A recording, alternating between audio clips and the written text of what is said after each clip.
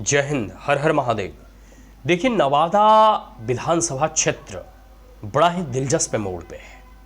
बिहार विधानसभा 2025 के चुनाव बहुत नज़दीक हैं, बहुत अधिक दिन अब दूर नहीं है।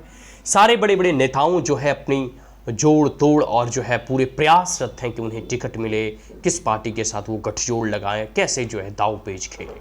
और राजनीति हमेशा से एक दाव पेच का बहुत बड़ा हिस्सा रहा है कि कैसे किधर से हम जो है टिकट लेकर आए और कैसे भी हो जो है हम चुनावी रण क्षेत्र के मैदान में कूदे और अपनी विजय की पताका को फहराए। तो अनगिनत ऐसे नेता के द्वारा प्रयास किए जा रहे थे और सबसे बड़ा दिलचस्प मोड़ तब हुआ जब बिहार में, और खास करके मैं नवादा विधानसभा सीट की बात कर रहा हूं, तो नवादा विधानसभा सीट से जो है पहले दो बड़े नाम चर्चित थे। पहला कौशल यादव और दूसरा जो है राजवल्लभ यादव। इन्हीं के परिवार या इन्हीं के लोगों के द्वारा नवादा विधानसभा सीट अब तक जो है कब्जे में रहा है। या तो उनकी कौशल यादव की पत्नी पूर्णिमा यादव जी या फिर राजवल्लभ यादव की पत्नी विभा देवी जी। मतलब यही दो परिवार के जो है हाथों में 30-35 सालों से नवादा विधानसभा सीट कब्जे में है। सबसे बड़ी दिलचस्प बात यह है कि कौशल यादव जो है वो जेडीयू से जुड़े हुए थे और पिछली बार भी जेडीयू की टिकट से वो चुनाव जीते थे। अब जैसे राजवल्लभ यादव ये आरजेडी से जुड़े हुए थे, ठीक है, आरजेडी के जो है सैंबल पे अभी भी जो है विभा देवी जो है नवादा की विधायिका है। तो कहने का मतलब है, यहाँ आप देखो दिलचस्प मोड़ इस मायनों में है कि कौशल यादव जेडीयू छोड़कर जो है आरजेडी में शामिल हो गए, लालटेन जो है छाप में चले गए और उस नवादा में एक रैली भी हुआ था, आपको मालूम होगा।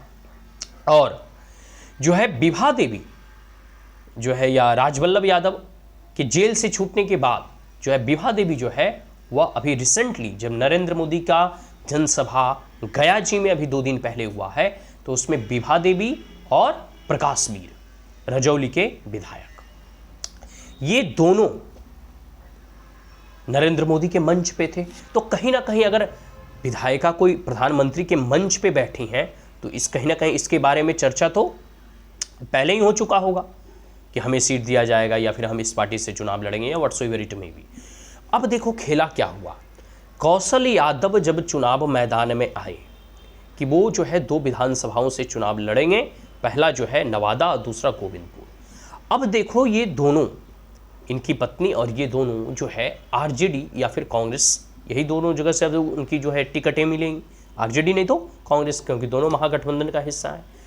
अब क्योंकि विभा देवी पहले से ही आरजेडी से जीती हुई थी और इन्होंने आरजेडी पार्टी से इस्तीफा भी नहीं दिया था, लेकिन कई बार जब मंच साझा करने की बात आती है तो इन्होंने मंच भी साझा नहीं किया था जब लालू यादव की यहाँ ये तेजस्वी यादव, लालू यादव के छोटे बेटे जो है तेजस्वी यादव का जो है यहाँ जनसभा और रैली जो है नवादा के ITI पार्क में हुआ था। अब इस बात को समझिए, बड़ा ये दिलचस्प है। और तब तक जो है राजवल्लभ यादव जेल में थे। अब क्योंकि राजवल्लभ यादव जेल से छूटकर आ चुके हैं, कई सारे ऐसे विश्लेषकों का मानना है, कई सारे ऐसे लोगों का मानना है कि नवादा में यादव कम्युनिटी के ऊपर पकड़ जो है वह राजवल्लभ यादव का है। और कई विश्लेषकों का ऐसा मानना है कि नवादा में जो भी लालटेन छाप पे चुनाव लड़ेगा यादव कम्युनिटी उसको वोट करेंगे, या जो MY फैक्टर है मुस्लिम यादव का गठजोड़। अब सबसे दिलचस्प बात यह है कि जो कल तक जेडीयू के साथ थे वो आज लालटेन और आरजेडी में आ गए, जो कल तक आरजेडी के साथ थे वो आज बीजेपी में आ गए।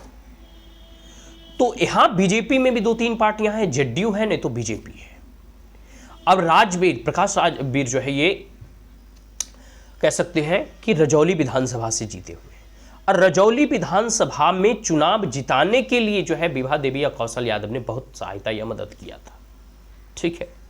और कहीं ना कहीं कुछ संकेत जो है आप कह सकते हो, जब वो गए दोनों विधायक गया जी में प्रधानमंत्री नरेंद्र मोदी के जब रैली में जो है पीछे बैठे हुए थे, तो ये संकेतिक ही था। देखो ऑफिशियली अभी पार्टी नहीं ज्वाइन किया, सांकेतिक ही था, लेकिन ये संकेत अपने आप में बहुत कुछ कहता है। इनफैक्ट कई लोग पार्टी ज्वाइन कर लेते हैं, उसका अलग विषय है, लेकिन बिना पार्टी ज्वाइन किए, क्योंकि उनको अगर आप ये पार्टी ज्वाइन करेंगे तो उनकी सदस्यता चली जाएगी, तो बिना पार्टी ज्वाइन किए अभी जो है वो सिर्फ मंच पर बैठे हैं, यह अपने आप में बहुत बड़ा राजनीतिक संकेत है।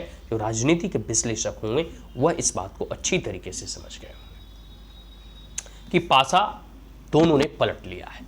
एक जेडीयू में थे वो आरजेडी में चले गए, जो आरजेडी में थे वो जेडीयू या फिर बीजेपी में चले गए।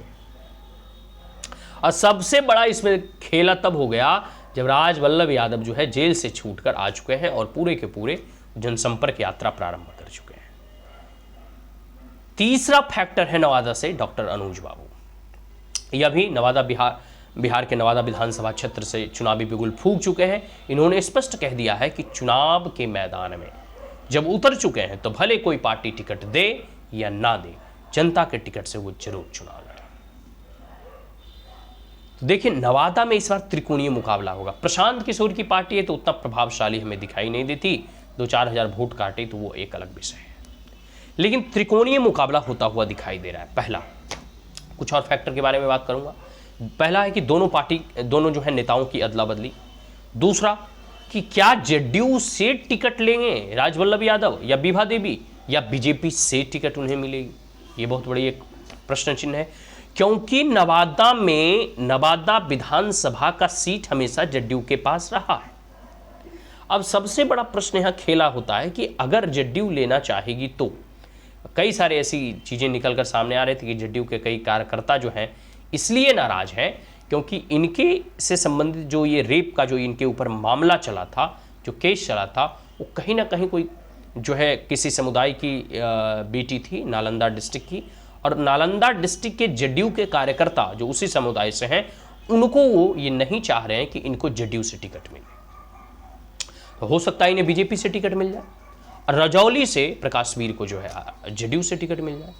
तो आने वाले समय में देखिए किस प्रकार का खेला होता है, किस प्रकार की जो है रणनीति नवादा में बनती है। अब एक फैक्टर अनुज बाबू भी होंगे। अनुज बाबू क्योंकि जनरल कम्युनिटी से आते हैं और जो है इनकी पकड़ जो है थोड़ी बहुत मुसलमानों पे भी है और थोड़ी बहुत जो है ओबीसी तो आप नहीं कह सकते हो, लेकिन SC/ST कम्युनिटी या पिछड़ी जातियों में भी इनकी पकड़ है। तो अगर इन्हें एक मूठ से फॉरवर्ड का वोट मिलता है और पिछड़ी जातियों का भी जो है 20 से 30%, 20 से 25% अगर मुसलमानों का वोट मिल जाता है तो आप विश्वास मानकर चले अनुज बाबू चुनाव जीत जाए। क्योंकि कहीं ना कहीं कुछ यादव को भी लग रहा है कि 30 से 35 सालों तक इन्हीं दोनों का जो है नवादा में पकड़ रहा है, जनता इससे ऊब चुकी है।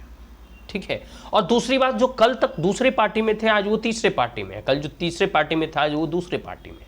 तो ये जो आया राम और गया राम का खेला है, अब देखिए मतलब कैसे मतलब पार्टी ऐसे ये लोग बदलते हैं कि जैसे कोई कपड़ा बदल रहा हो। खैर ये राजनीति है, राजनीति में सत्ता कुर्सी सर्वोपरि होती है, पार्टी नहीं। यह बात इससे समझ में आता है। और ऐसे भी नेता लोग भी ऊब जाते हैं 21 एम्बुल से चुनाव लड़ते लड़ते।